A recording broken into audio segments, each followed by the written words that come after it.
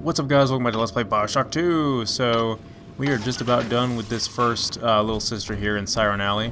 So, we're going to go ahead and harvest her. And then we're going to go purchase some ridiculousness with the atom that we've obtained from her.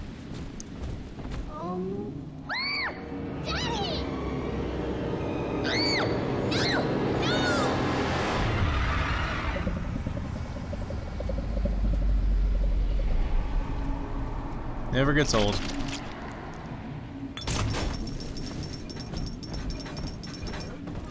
So we're going to want to come back for some more. I don't think we'll be able to get everything I want right now. Yeah, definitely not. I can already tell. I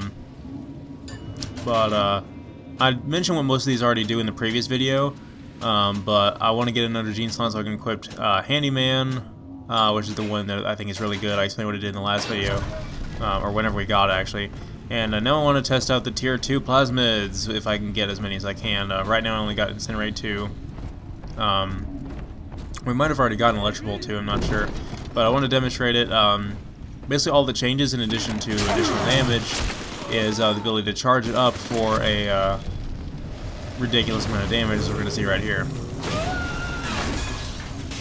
Yeah, it's pretty cool. And by the look of it, it has a bit of splash damage there too if it hit that, what do you call it, health machine as well, but I could be wrong about that. But overall, I don't think it's that great. It doesn't consume, I mean, it consumes a lot of Eve, but it's nice, but it's mainly just the gateway to a much nicer ability I prefer to use later in the game, so that's really the only great thing about it.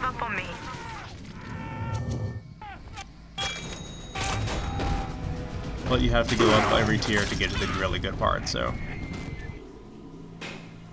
And here's another plasmid that I'll actually be using throughout the game, unlike the previous game, is the security command. I did not like the security command much at all in the previous game, because basically all it did was you target a splicer with it, and then all security in the area, being security bots, turrets, or security cameras, will zero in on the guy. And I pretty much found that to be useless, because why wouldn't you just hack all of those things? It doesn't make any sense. But the Tier 2 ability for security command in this game has a really great ability, which I'll be demonstrating once we unlock that. That makes it really worth it. I will never be using the primary ability of this thing. I'll always be using it for that reason, and that reason only, really. It's nice when it can be used, but mainly I'm just going to have it on me for that reason. And if I manage to be able to use its primary function, then that's great, but you'll see what that secondary use is whenever we get around to it. Not sure if the security command can actually do anything to this camera to increase the research, though. Either way, we're just going to hack it and get like a negligible amount of experience. I should have hit it with Winter Blast first.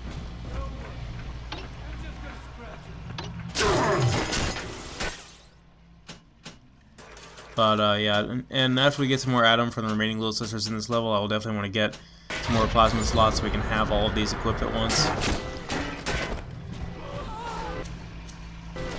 Which I think I have enough plasma slots actually. It's just I need more tonic slots because we're starting to get some really good tonics now.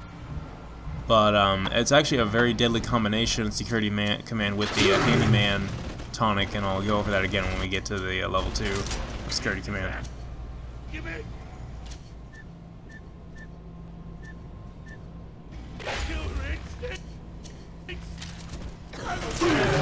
That turret over there is going to be very useful, so we're going to go ahead and hack it. Well, we don't have any remote hacking darts, so there we go. Did I fail to even record the damn thing? Wow, I did. Daniel, you and I drafted Rapture's blueprint together. Wales and Wales, architects. Do you remember? But Andrew Ryan led us astray, my brother. Turned us from the Almighty. Dr. Lamb offers you salvation, Daniel. I ask only for proof that the barest flicker of faith remains in you. I left a gift for you at the Pink Pearl in your offices. Find the code on it, brother. We shall pray together for your sorry soul. In all honesty, the game didn't really do a whole lot to me to make me really make me remember the Wales characters. Like, Father Wales is very incidental, and pretty much nothing happens that makes me remember him in any way. So, but here we have we hacked a security bot here, so now I can demonstrate the handyman and what it does. And actually, there's another one down here that I should have gotten earlier. But basically, what it does is we can consume some of our Eve to restore its health and give it a name, so we know which one is which. Not that that's terribly important, but it's kind of amusing nonetheless. There's our next little sister target there if we need it. And that's very helpful for having some additional cover fire from some enemies that you may or may not be able to see before they attack you. And in addition to that, they obviously cause they redirect aggro off of you, and they deal more damage and everything like that. So having security bots on your side is just overall a very good thing. There's a secret area over, not a secret area, but is it an optional area over to the side here that we have to, actually, it's not optional, it's mandatory. I'm totally losing myself here, but we have to, basically we can only get in there after we've dealt with this brute slicer. Using the cyclone trap there to launch him into the freaking ceiling because it's hilarious. And setting him on fire with our newly maxed out rivet gun. Oh, that's the best thing ever. That was hilarious. This is why I love this game. Those two combinations are like the best thing ever.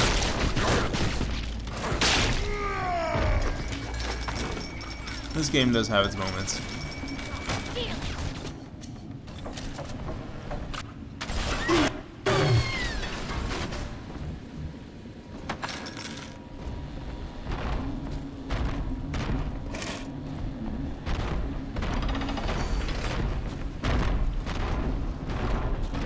My flaming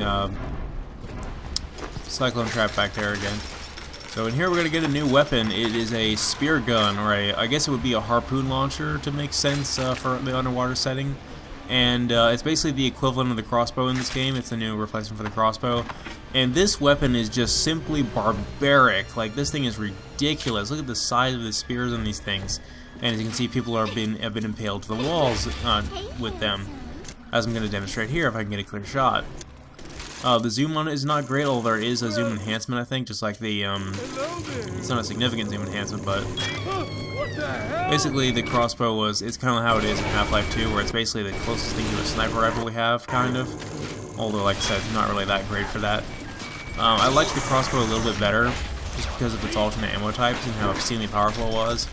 But like the crossbow, the spear gun has, an almost inextinguishable supply of regular ammo, because you can just pick the spears back up after you fire them.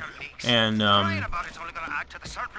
it seems like in the previous game, unless you got the breakage chance upgrade, then a lot of times the crossbow bolts would break. It would be like a 25% chance you would actually get the what the hell? You would actually get the crossbow bolt back to be able to fire it again. In this game, though, with the spear gun, that's not actually an upgrade we can get. It's just I'm pretty sure it's just the damage increase and then the zoom upgrade. So really, there's no upgrade to increase the stability of the bolt. So like the spears don't break at all, I don't think. So it's just if you can retrieve them, or if they don't go into a body that disappears like that. Yeah, there's your peep show.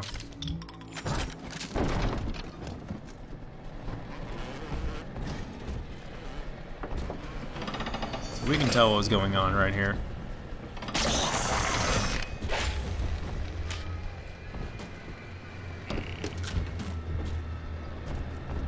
But yeah, overall, I like the spear gun, and I find myself using it enough, but not really that much to where I usually always have like maxed out primary ammo for it, because I can't get rid of it even if I do use it, unless I use it more than one on the same enemy and I don't retrieve it. I usually can't end up picking up more spear ammo, so we have an overabundance of it most of the game, really, unless for some reason it was your favorite weapon and you use it all the time, in which case that would actually be a pretty ammo efficient way of going about things. But I definitely want to get this turret here for an encounter later on. But you guys know what I mean by that. But I am going to go out of my way to use it a little bit more in this LP, just because I think it was very neglected in some of my previous runs throughout the game. Really loving the Winter Blast to death now.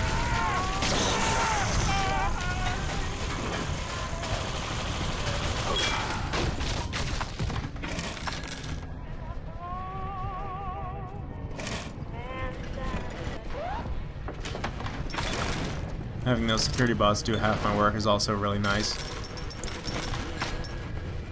Why did I do that? Sure, I've had some Johns in my time, and they've all got their kinks. But I think Rupert beats all. Keeps wanting me to splice up in the act. Says it'll heighten it for both of us. I said, honey, I ain't doing it for the heights. I'm doing it for the scratch. Besides, Danny would have a fit if I started. Anyway, basically what we're doing here is we're ascending the, this, I guess it's like a hotel or something? No, it's, I can't remember. But either way, we're ascending this place to find, Father Wales.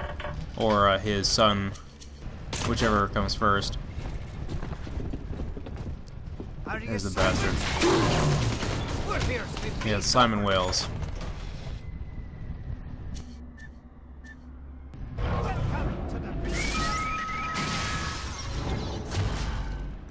These right here are trap spears, which are like the trap bolts in the previous game, except for they're for the spear gun instead. They basically do the same thing, and I'll be going over them when we actually get to collect some to fire them. They are the type of, obviously the alternate ammo types for the spear gun are not retrievable at all, and even if they were, they would probably just give you back a regular crossbow bolt anyway, much like the previous game. Anyway, we've encountered a new enemy type here. It's the Spider Splicer returning from the previous game. And the Spider Splicers in this game look pretty messed up, and they have like a highly deformed and disgusting looking appearance in this game for whatever reason. And apparently they're very tough to locate as well in this area because they keep climbing into the ceiling, but we'll forgive them for that. Right now they're actually pretty tough, just like they were in the when they first saw them in the previous game, but they don't go out of their way to emphasize that they are extremely tough like they did in the previous game and make us work with the research camera to even be able to fight them at all. Really, it's just they're just decently tough on the health side, and then they have some pretty basic attacks. They have that nasty lunge attack as well, which is really annoying. But overall, they're not really that much of a big deal. I think they can, at this point, with our current loadout, they can take a spear from the spear gun and live, but that's about all they really have going for them as far as like how much health and resistance they have and all that other stuff. I was like, that's about all they can do that's really special.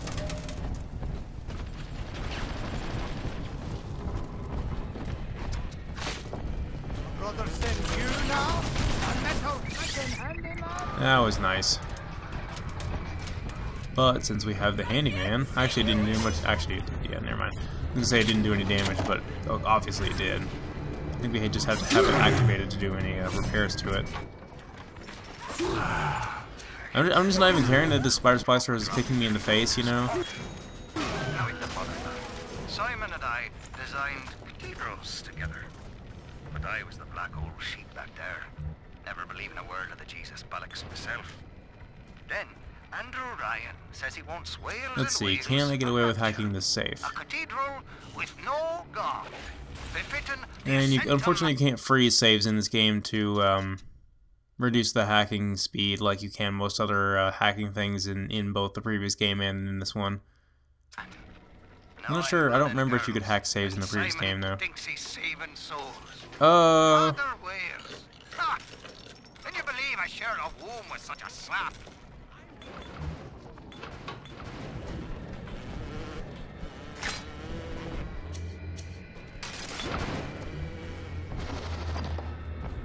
Well, I guess we gotta follow him down there. This is a great idea. While drunk, too, nonetheless.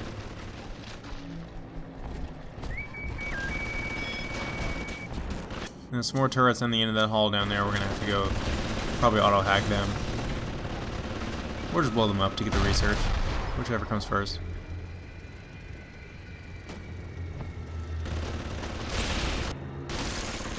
There's a tonic over there I definitely want to get. Like I said, we can't manually trigger our flashlight in this game. It knows when it's supposed to come on, and it comes on whenever we need it, so That's pretty nice, but at least they bothered to include areas in this game that were pitch black where you needed the flashlight, unlike the previous game where we didn't have a flashlight at all because the game decided we didn't need one, which is nice, I have to admit.